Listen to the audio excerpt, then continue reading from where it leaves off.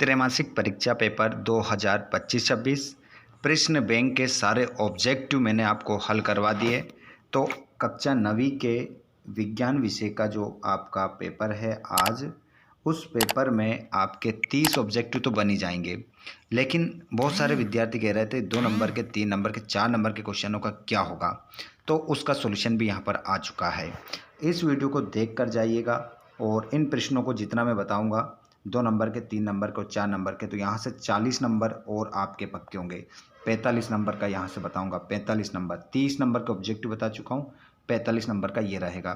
तो टोटल आपके जो मार्क्स हो जाएंगे वो हो जाएंगे कितने, 75 मार्क्स हो जाएंगे, जो कि पूरा 100% पेपर यहीं से बनने वाला है।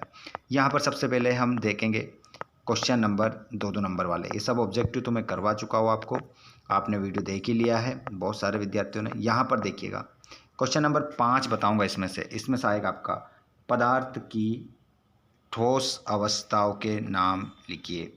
तो यहाँ पर 5 क्वेश्चन देख लीजिए, 2 नंबर में आएंगे ये 5 क्वेश्चन, ठीक है। इनका आंसर देखेंगे अब हम, इन्हीं 5 क्वेश्चनों के आंसर देखेंगे। यही 5 क्वेश्चन आपको 2 नंबर में देखने को मिलेंगे, ठीक है। नीचे तक जाने की आवश्यकता नहीं है। चलिए आंसर देखिए इनके। ये पहला क्वेश्चन का आंसर है आपका, पदार्थ की अवस्थाएं 3 होती है, ठोस, द्रव, गैस। 2 नंबर का क्वेश्चन पक्का हुआ है यहाँ पर।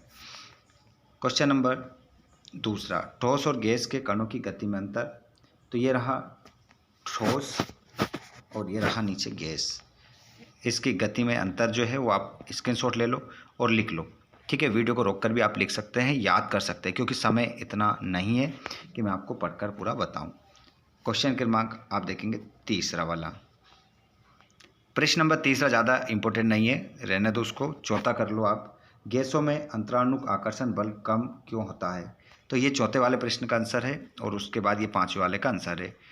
द्रव और गैस में अधिक संपीड़नीय अवस्था, तो ये इसका पूरा कारण है और यहाँ पर ये आंसर इसका कंप्लीट हो जाता है। अगले क्वेश्चन को देखेंगे। 2 नंबर में बस यही करना है आपको, उसके बाद में आपको 3 नंबर वाले क्वेश्चन देखना है। ये क्वेश्चन आपका 3 नंबर में आएगा।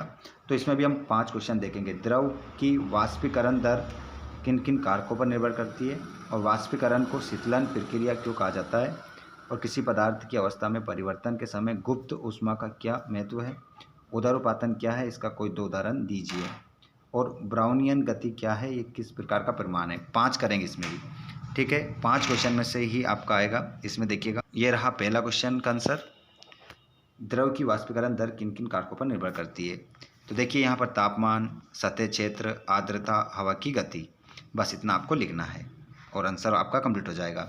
उसके बाद में क्वेश्चन नंबर हम 2 देखेंगे। ये रहा दूसरा क्वेश्चन, क्या कह रहा है, वाष्पीकरण को शीतलन प्रक्रिया क्यों कहा जाता है, एक उदाहरण सहित व्याख्या कीजिए। तो यहाँ पर देखिएगा ये पूरा लिखा है और उदाहरण यहाँ पर ये दे दिया है, ठीक है। इसका स्क्रीनशॉट ले लो, फटाफट लिख लो। ये रहा प्रश्न क्रमांक 3, किसी पदार्थ की अवस्था में परिवर्तन के समय गुप्त ऊष्मा का क्या महत्व है।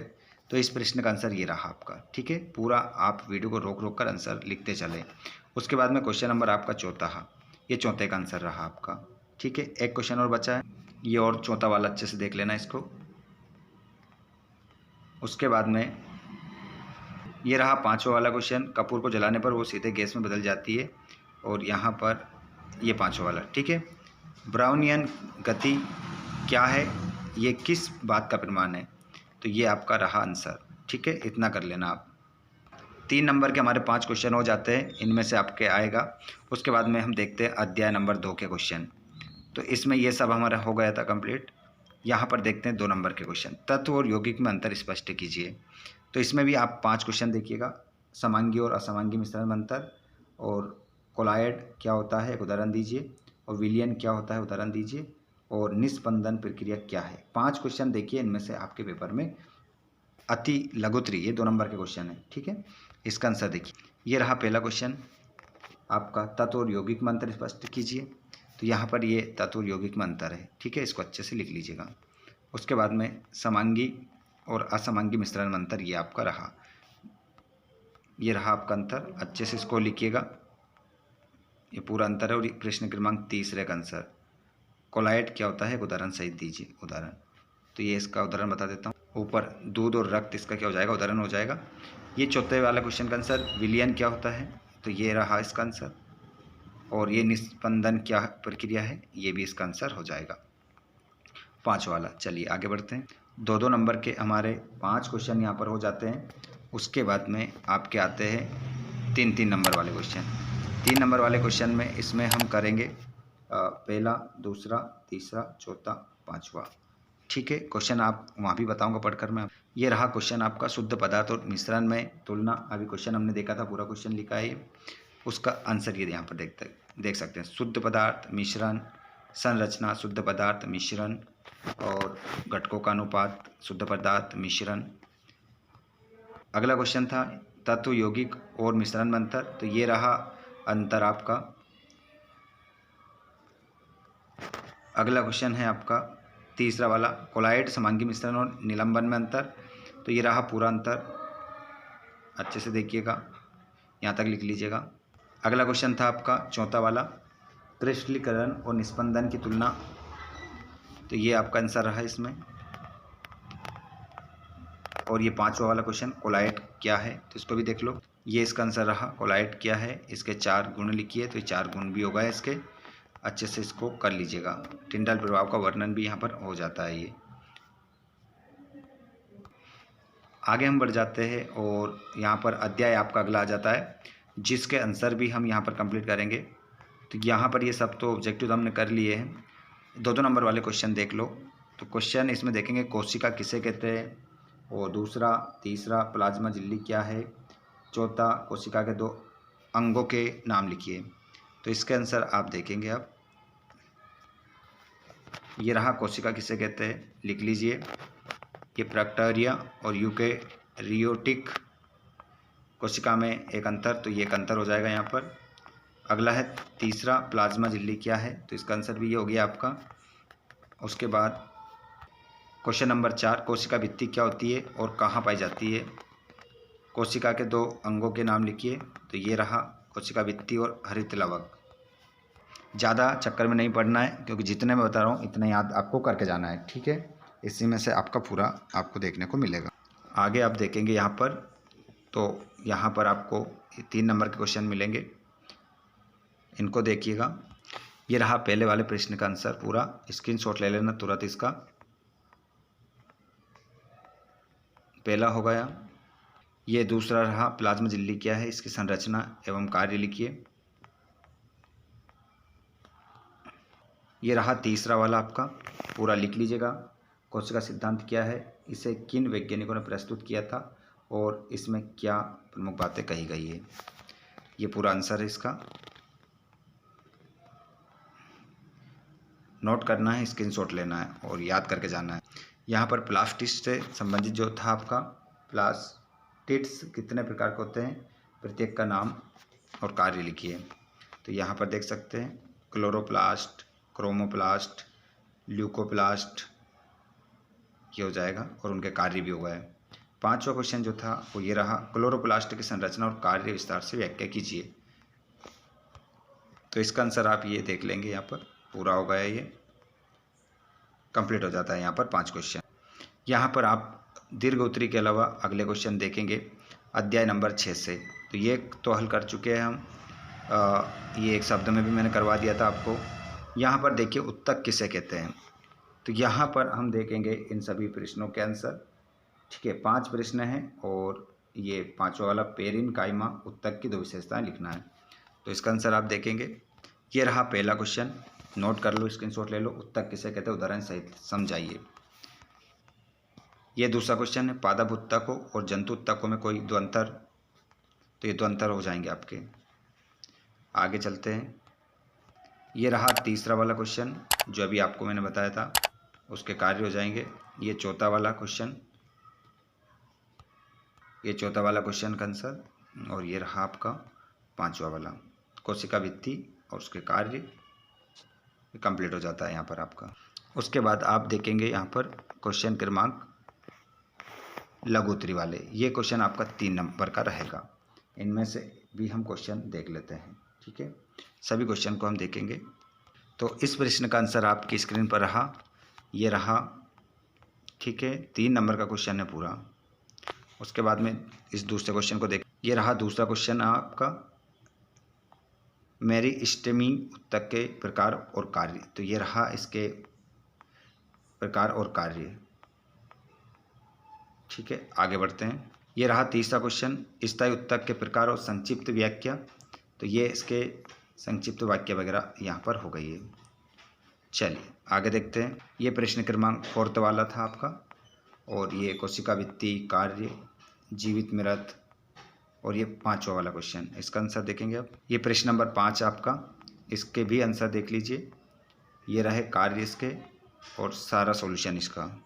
3 नंबर वाला कंप्लीट हो जाता है। उसके बाद में इस चैप्टर का यहाँ पर समाप्ति हो जाती है और अगला अध्याय आपका निकल कर आ जाता है, जिसके हम 2 नंबर के क्वेश्चन देखेंगे। यहाँ पर 2 नंबर के क्वेश्चन आप देखेंगे। इन सभी के आंसर आपको मैं बता देता हूँ। किसी वस्तु को गति अवस्था में कब कहा जाता है, किसी वस्तु को एक समान गति में कब कहा जाता है। तो इसके 5 प्रश्नों के आंसर यहाँ पर देख लो, क्वेश्चन देख लेना, आंसर मैं बता रहा हूँ आपको। जैसे कि ये पहला क्वेश्चन, किसी वस्तु की गति अवस्था में कब कहा जाता है। तो किसी वस्तु को गति अवस्था में तब कहा जाता है जब वो समय के साथ किसी संदर्भ बिंदु के सापेक्ष अपनी स्थिति बदलती है। ये रहा दूसरा, किसी वस्तु को एक समान गति में कब कहा जाता है। तो यहाँ पर इसका आंसर भी आप देख लेंगे। और ये तीसरे वाले क्वेश्चन का आंसर, ये आंसर ही है इसका, और अच्छे से आप देख सकते हैं इसका आंसर, स्क्रीनशॉट ले लेना। ये रहा 4 वाला क्वेश्चन और ये रहा आपका 5 वाला आंसर। ये दो नंबर के आपके कंप्लीट हो जाते हैं। अब 3 नंबर के देखेंगे हम। यहाँ पर 3 नंबर के क्वेश्चन में हम मात्र 2 ही क्वेश्चन देखेंगे यहाँ पर, इसमें से आपका आ जाएगा। ठीक है, इसके अलावा और फिर मैं आपको ये दीर्घ उत्तरी बताऊँगा। क्वेश्चन ज़रूर आप याद रखिएगा, यहाँ पर पहला दूसरा बताऊँगा इसमें भी।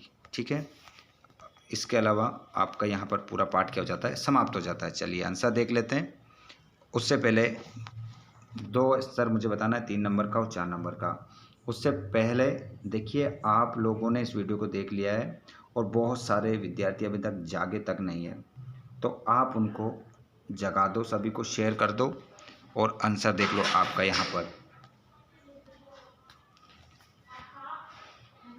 ये रहा आपका आंसर। इसमें सभी क्वेश्चन मैं आपको बताऊंगा अब, जैसे कि आप देख रहे थे क्वेश्चन क्रमांक ये वगैरह तो हो गए थे हमारे, लेकिन इनमें से 5 क्वेश्चन अगर आपके आते हैं तो क्वेश्चन सही बताऊंगा, जो कि इम्पोर्टेंट है आपकी परीक्षा के दृष्टि से। तो ये देख लीजिए, जैसे कि ये तो बता दिया था मैंने आपको, है ना। आगे देखते हैं, लघुत्तरी वाला देखेंगे, 3 नंबर वाला। यहाँ से स्टार्ट करेंगे पहले से। ठीक है, पहले से बता देता हूँ। तो यहाँ पर पहला क्वेश्चन आपकी स्क्रीन पर ये आता है, जिसको आप देख सकते हैं, अंतरिक्ष यान से पृथ्वी की दूरी। तो इस प्रकार ये हल कर देंगे आप, यहाँ पर आपका ये आंसर रहेगा। ठीक है, ये आपका आंसर इसमें हो जाएगा। उसके बाद में दूसरा, इसका ही दूसरा वाला क्वेश्चन ये रहा आपका, पूरा रहेगा ये, और ये इसका आंसर रह जाएगा। ठीक है, यही आंसर इसका निकल कर आएगा। ये क्वेश्चन आपका 4 नंबर का रहेगा, चाल, वेग और त्वरण की परिभाषा, एसआई मात्रक और उदाहरण। तो ये रहे आपके आंसर। ठीक है,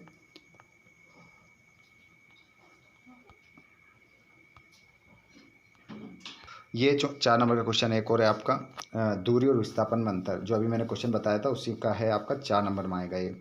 तो यहाँ पर इसका आंसर आप क्या लिखोगे, देख सकते हैं यहाँ पर ये पूरा। ये 4 नंबर का क्वेश्चन, एक समान और असमान गति में अंतर। तो ये अंतर है 4 नंबर का। ठीक है, इसको कंप्लीट आपको करना है। अब जो मैं आपको बताने वाला हूँ क्वेश्चन नंबर 4 का आंसर बताने वाला हूँ। ये चल रहा है क्वेश्चन हमारे। ठीक है, क्वेश्चन आपने देख ही लिए। ये वाला अभी मैंने जो बताया आपको, पहला, दूसरा, तीसरा। अब मैं 4th वाला बताऊँगा आपको, और उसके बाद में ये 5th वाला। ठीक है, उसके बाद में ये आपका पार्ट क्या हो गया, यहाँ पर ख़त्म हो गया है। यहाँ पर ये 4th वाले क्वेश्चन का आंसर आप देख लेंगे, इसका स्क्रीनशॉट ले लो। ये कंप्लीट हो जाता है यहाँ पर, ये इसका आंसर है। थोड़ा सा और है इसका आंसर, ये यहाँ पर प्रतिस्थापन से और लिखेंगे थोड़ा सा, और ये पूरा हल करेंगे, जब जाकर आपको 4 नंबर मिलेगा। तो इस प्रकार पूरा 4 तक ही हम करेंगे यहाँ पर, और इस प्रकार 2 नंबर के और 3 नंबर के क्वेश्चन आपने लगा लिए, तो यहाँ से आपके 45 नंबर कंप्लीट होते हैं। और ऑब्जेक्टिव वाले मैंने जो वीडियो आपको कंप्लीट करवाया था 30 नंबर का, इस प्रकार आपका 75 नंबर का पेपर पूरा बन जाता है।